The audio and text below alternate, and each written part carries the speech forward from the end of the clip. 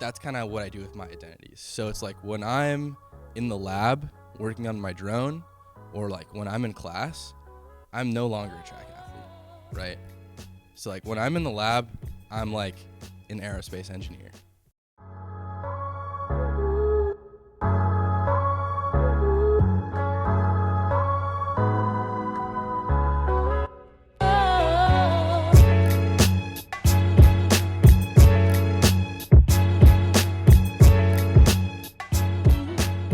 I'm so excited about this conversation because everything you do with such great intent. And I really respect and admire that about you. And it's crazy to me that you're a sophomore. Yeah. Maybe I shouldn't have Yeah. put that on blast. Like maybe you're trying to hide your age. I kind of sometimes think I should be doing that. But it's insane to me how on top of everything you are and how much you kill it in the networking game, how much you kill it outside the track, but also you're pretty quick on the track too. Yeah, I try. And I so, try. and so I'm just really excited to learn more about who you are because I haven't really, like I talk to you a lot, but I don't really get to know you. And I think that's the case with a lot of athletes. And that's the whole point of starting D1-on-1 is to give us a voice, give us a platform so that we can share our stories for each other. Because the people who need to hear our stories are teammates, they're athletes at other schools, they're people aspiring to be Division I athletes, and really just anyone trying to do something great. And so our tagline is strength in stories because we believe that there's so much strength and empowerment in taking ownership of our stories. And Absolutely. athletes, especially here at the University of California, Berkeley, Yeah. I'm constantly blown away by the incredible athletes I meet here, and you're one of them. So again, thank you so much for the time, man. Cool. I'm excited. Could you give us a quick introduction? So we talked about what you study, but could you give us a quick introduction to who you are and what you do? I don't know. Have you ever heard of the Brown Bag Project? So it's like in your early elementary school experience, they'll say like put 5 things in a brown bag that like kind of define you. And I think this is kind of a good way to answer the question. It's like the 5 things I put in the brown bag. It was like a paper airplane, which is like I think it's called the Dart. It's like the paper airplane everyone knows how to make. Yeah. I put a paper airplane in there. I put a stick of RAM. Didn't know what that was, but I thought it was like super cool, and it was like something you could take out, and it kind of looked like a little like card or whatever. So you didn't even know it was RAM. I didn't know what it was at all. And then it's super funny, like fast forward, like 15, not 15 years, I'm not that old, like 10 years.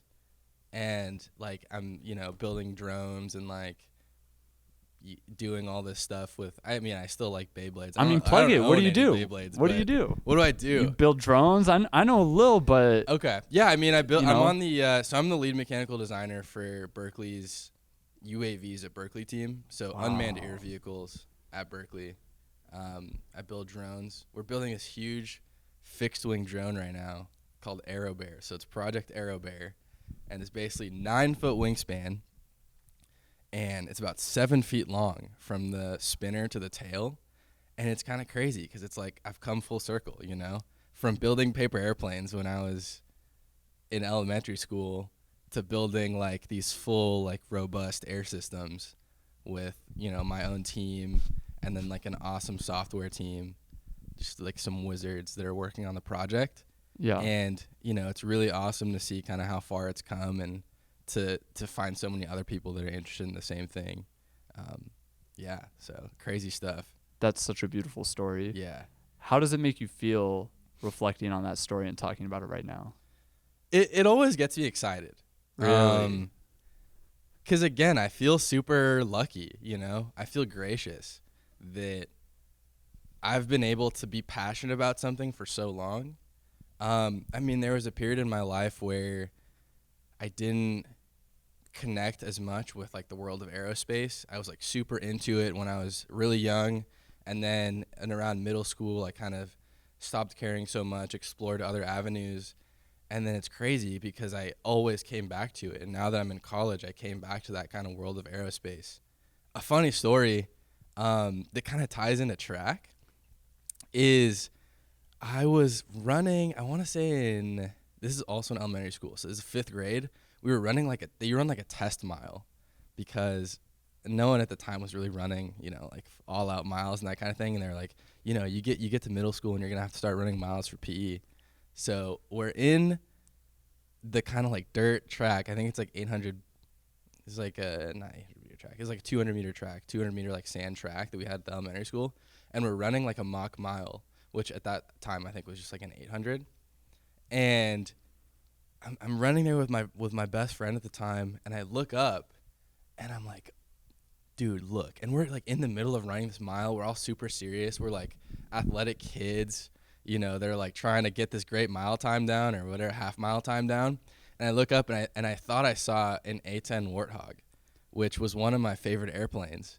I thought it's very improbable that I saw that because it's like a warplane and it's like there's no reason why you'd see an A-10 Warthog in like suburban San Jose. But I thought I saw an A-10 Warthog. So I look up and I just stop in my tracks. Wow. And I'm like, yo, there's no way. And my friend's like, dude, come on. Like, we got to run this 800, dude. Like, what are you doing? And I'm like, dude, no, look. Like, you got to see this. And it's, like, super loud. It's flying super low. And then at that point, I was kind of like, I want to be in one of those one day. And that was the point in my life where I was kind of like, I want to be a pilot when I grow up. Not so much anymore. I think it'd be cool, like when I'm maybe 40 to get my own plane or something like that. But at that point in my life, I was really driven to like become a pilot and, fly an A-10 Warthog or do something like that. So that's kind of like a cool convergence of the two things. At that point in my life, I didn't really know that I was going to end up running track. Wow. I really liked soccer at the time. So it was kind of an interesting cross of pathways. I think that most athletes sit in class, think about practice, think about the race that's coming up. Yeah. Their mind is occupied by their sport. Mm-hmm. But with you, I think it's so telling and representative of who you are as a person. Yeah. That the first story you told me about your childhood had to do with not sport, but with computers. Yeah. And with aerotech. And not only that, but while you're at practice, your mind is occupied by aerotech. Oh yeah. What do you think your different identities are? Yeah. So it's that's a great question. So I guess I'll get into this by saying that like I'm a firm believer in like compartmentalization. A lot of the different things that I do in my life take up a lot of emotional energy. So like as a track athlete, it's like a very intense emotional, like, it requires a lot of mental energy to be a good track athlete, right? So I think it's super easy to become like neurotic about, wow, I have like, whatever race this weekend, and for it to like become the only thing you think about all week. And I'm still grappling with that, I'm still like the day before my meet, I'm like, oh dude, I gotta go run this 400. Like this is gonna be super difficult. I'm pretty unproductive the day of, and I'm getting better at kind of like putting that in a box. But I think on a larger scale, that's kind of what I do with my identities. So it's like when I'm in the lab working on my drone, or like when I'm in class, I'm no longer a track athlete, right? So like when I'm in the lab, I'm like an aerospace engineer, or I'm like a mechanical designer. I don't think about track when I'm in the lab, right? When I'm on the track, I mean, obviously there's like deviation when I like see whatever commercial liner or whatever cool like plane in the sky and I stop to look with Nico. But when I'm on the track, for the most part, I'm a track athlete, I'm a sprinter. I'm a long sprinter. And I think kind of like an interesting example of that is like if you look at my LinkedIn, I notice a lot of student athletes, it's part of their bio. But I try my hardest actually to separate like my professional identity from my athletic identity. And I think it kind of has to do with stigma, the stigma that's attached to being an athlete, that maybe they are thinking about athletics when they're in a professional environment. And sometimes I don't want to give off that vibe, you know? So it's like when I'm at a networking event, even if it's in like the Memorial Club room, I want them to know that, hey, I'm like 100% bought in this networking opportunity. I'm not thinking about track right now. I'm not going to be running track at your company, you know? So it's like, as far as I can communicate my professional identity to them, I'm trying to keep track uninvolved. Because track takes up so much emotional energy, I'm like always trying to kind of push it down a little bit, you know? Like, I don't really want that slice of my mind to be encroaching in anything else that I do. But in reality, it does, right? So again, like during meet week, we have like Pac-12s coming up or something, just for example. At that point, the stakes are a little bit higher, and I do, it becomes harder to put track in a compartment. And I think if I was just to take an average, maybe like 60-40, so 60% of my life is kind of consumed by things that aren't track, and like 40% is track. Because track is so much more than like just running around the oval, you know? It's like prehab, rehab. And every student athlete knows this. Being a student athlete at like a D1 college is so much more than just being, I mean in just their sport, not even like the academics that comes along with it, but just being like an athlete. There's so much more that comes with, being an athlete than just competing. Like what? Again, so prehab, rehab, if they're in a leadership position within their team, right? So I'm thinking about, hey, I have this person on my team who's interested in getting into X or Y opportunity. How can I leverage my connections to help them get that opportunity and help them learn, about life beyond track? I'll tell you this, in high school, my track coach in high school was like, track and school should have the same weight in your life. It should be 50-50, if not like 49-51, right? He's like, track is just as important as school. And I like wholly disagree. My man said no. I know, honestly, I was like, nah. You're like, I don't know if that's flying with me, coach. I'm just being candid here. Like, yeah. I disagree with that. Like I'm here at, the number one public institution. I don't know, UCLA. Sometimes we have a little bit of tug of war there, but regardless, it's one of the top institutions in the world. Exactly, right? And it's like, I'm here to get an education, and obviously I'm interested in other academic pursuits besides like just my major, besides just going pro, right? And I mean, this segues into something else that I'm passionate about, is going pro beyond sports, right? So helping the entire athletic student body kind of learn about these opportunities that are available beyond their sport. But just into that, ideally, it would just be like equivalent to the amount of time that I put in each one. So it's like if I have a 24, or let's just say like if I have a 12-hour day and track is only, 4 hours, that's the amount of worth that it has in my life pie, right? Is that 4 hours of time. Again, just being a student athlete, everything outside of athletics has to be done with like so much intention, right? No time to waste. So again, like if it's worth doing, it's worth doing well. So that's something that I'm always thinking about, kind of like one of those mantras my mom instilled in me when I was super young. If it's worth doing, it's worth doing well. So kind of all gas, no brakes when it comes to planning meetings and that kind of thing, and get-togethers and building my network and professional development, student athlete development, that kind of thing. How do you embody that concept of either all gas, no brakes, or if it's worth doing, it's worth doing well? And that's something, like, to give people context, we spent like an hour setting this up. Yeah. Like the cameras, the lights, the audio, the room design. Mm-hmm. And normally I would spend like 15, 20 minutes setting it up and it looks fine. But it was important to you to make it right. Right. And I really, like I said at the beginning, respect and admire that, because like you said, you go into it with intent, and there's value that you're going to get out of this. Exactly. And I love that because it inspires me to be more intentional with my time, my purpose, what I do. And, from someone who's trying to embody the 5 a.m. to 9 p.m. work grind, like you said 12-hour days, but what you just described was more like a 15-hour day. Yeah. And I think that's hard for people to wrap their head around. And what's difficult to me is the switching of caps so frequently. Mm-hmm. Like you're kind of switching between 3 identities constantly, between the athlete identity, between the student identity, and also between the professional identity. Right. And I would love for you to go more into that concept of if it's worth doing right, because you genuinely embody it. I appreciate that.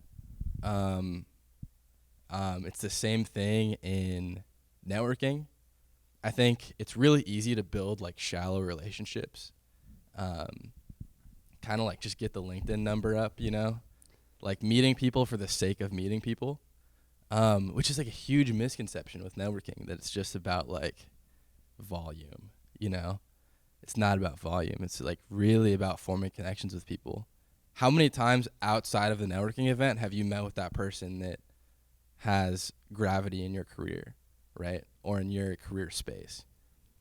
A lot of times, and it's a lesson that I had to learn, right? So it's like I tell people all the time, like, you got to leverage your network when you're looking for your job. But it's like, how do you leverage your network when you don't really have in-depth, meaningful relationships with any of these connections? It's like, yeah, I've met them before. Yeah, I was interested in what they were doing. Yeah, they were interested in what I was doing. But it's like, did I really take the time to nurture that relationship with that person? And if the answer is no, then it gets really hard to ask them for something, right? Because then you get into the whole like, this person is just hitting me up because like I work at Facebook, Mm-hmm. I'm not really motivated to give them anything, Like I met them at a networking event. They were a cool person, but I have no motivation to give them anything. There was no 5149 here, right? I think a lot of people our age really struggle with this, me included. Yeah. With like when you meet and have time, like I'll use an example. I sat down with the president of the Seahawks over the summer. Okay. And was incredibly lucky to have that opportunity set up. And he's an incredible person who's very willing to help people with, or at least was very willing to help me. But I really struggled with like, how do I create value for this person? Like, how as a college student do you think we can create value for people who seemingly already have everything, or at least very successful? Gotcha. So that's also a really kind of like hard question, with a lot of tight space to navigate. So I'm talking to the CEO. How do I add value to their life? And oftentimes, it's just being excited about their product, right? So it's like, yeah, I could like maybe give them feedback, right? That's maybe some value I can add to their life. Say, give them like a very candid experience that you might have had with their product. Hey, I went to the Seahawks game and the operations team treated me phenomenally. I think you're doing a great job, like delegating whatever operational management to this team, right? And that's value to them, right? That's like a direct user test. That's like user test experience, user experience data that this person can go back and congratulate their team. Hey, I just talked to Andrew Cooper from Cal Track and Field, and he loved the experience. Keep it up, guys, right? So that's value that he has. But I think something super important is like maybe you've never interacted with this person's product, right? Maybe you just met them, or maybe it's like a cold email or something, right? The most important thing you can do is be excited about what they're doing, right? Bring excitement. Say, hey, your product is motivating me to work on my product. And again, I use the word product like very loosely. Product can mean anything, right? Anything that this person has put energy into, I'm excited about it. And if that comes through in the way you're communicating, that's 5149, right? This person is like inclined to connect with you again later down the line because I'm like, oh yeah, Andrew was so excited about my product. I want to tell him more about it, right? Maybe he's going to be a great asset on my team. I just met him, and this person is like super into whatever we're doing. So I think that's kind of the biggest part. And again, I mean, these people are CEOs. They meet up with 50 people like every 3 hours, whatever metric you want to attach to it, right? But the thing that's going to make an impact on them is how you made them feel during that interaction, right? Whatever emotional connection you made with that person is going to be that 1% value that you add to their life. My guy. Yeah, I think that's the big part. That is it right there, dude. That's the big part. Like, can you explain the game? Like, what should I be doing? So let me expand a little bit on what I just talked about. So Please. A reason why I really like LinkedIn as opposed to just cold emailing is how the information is aggregated, right? So a big part about networking, especially like when you don't know exactly what you want to do, I'm lucky. I know exactly what I want to do, or at least I feel like I do, right? But for people who don't, it aggregates like all of this information about the world and about opportunities that are out there so that you can just kind of scroll through LinkedIn and see what people are doing. And then just in doing that, it helps you find out what you want to do.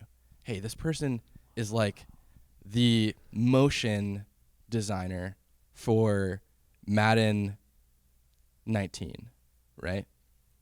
It's like, I didn't even know that existed. But I'm like super interested in whatever, football. I'm super interested in motion design. I know like Adobe After Effects. I've played around with like animations on like Snapchat or something, right? And you're immediately making these connections when you just see the job title on LinkedIn, which is super important, right? So that kind of like exposure of opportunities on LinkedIn is super important. And it's something I really want to add to the first part. Hey, how do I add value to kind of like a one-on-one connection? Is to just listen. So something that I feel like gets miscommunicated often is the elevator pitch. You meet someone somewhere and you're interested in learning more about them and you're interested in leveraging their network. I already might have like a base level idea of what their network is. And then my intention at that point is like, I got to pitch myself to them. That's the wrong thing to do. Obviously, you can kind of like weigh kind of how the situation is going to go, but pitching yourself to someone right when you meet them is not always the best thing to do. I think the best thing you can ever do is just listen. It's like what they have to say. Dude, I'm super interested in what you do at Adobe. How'd you get into that, right? How'd you get into motion design? Like, I'm a huge gamer, you know, and I'm interested in like visual effects, but there's so many things you can do with visual effects. And then they're like, well, yeah, you know, I used to be a huge gamer too. And like, you know, I actually started like in my college art class. And then you start making all these connections, right? And then maybe at the end of the interaction, you never even told them like what your name is, you know? And then that's where LinkedIn comes in. It's like, okay, here's my LinkedIn. I'll hit you up in like 3 days. And by 3 days, I mean like for a meeting. You should follow up with people on LinkedIn like immediately. That's kind of the game. You always got to follow up right away. So I think the big thing is follow up with that person right away. And then the pitch comes when you're drinking coffee with them at your campus coffee shop, right? That's when you're pitching yourself. Not right when you meet them at the networking event. Because you're competing for FaceTime, you know? There's like 50 other people in the room that want to meet this person, and they're all pitching themselves to this guy, you know, or this lady. And I think that's kind of where the disconnect is I need to pitch myself later when this person is already invested into my story. And I think that's kind of what's important there, right? You're passionate about building relationships that are deep with people doing dope things. Exactly. That's exactly how the framework I use to find and meet people. And it's such a shame to me that me and you don't talk more because we're the exact same frequency. Yeah, yeah. And for me, I would love to hear your perspective on this. Yeah. And how you how do you, before I even go into what I'm saying, how do you pick and choose? Like, what criteria do you use to evaluate people? I don't want to say their worth, but like, what criteria do you use to evaluate people? Okay. Well, I have just one word: pressure. Do they feel pressure to change things? And I think you probably know what I'm talking about. It's not what I would pick. But please go on. Do they feel pressure for change, right? And I think the reason why I say pressure is like, you've talked to someone, probably, I mean, even like me, you've talked to me, and it kind of feels like I'm like frantically trying to do things to like make change, whether it's within myself, within my community, or like within the world. I feel like pressure to change things, right? I feel pressure to grow.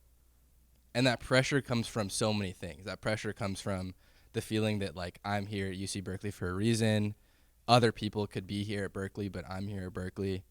So like that is putting pressure on me to succeed and kind of find paths to help other people succeed. And I look for that in my connections, I like that. And I think what's underlying it is the pressure to have a positive impact. Yeah. Because I don't think you'd be the kind of person to vibe with someone who felt pressure to just make a lot of money.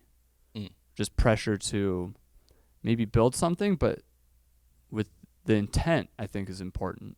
Yeah.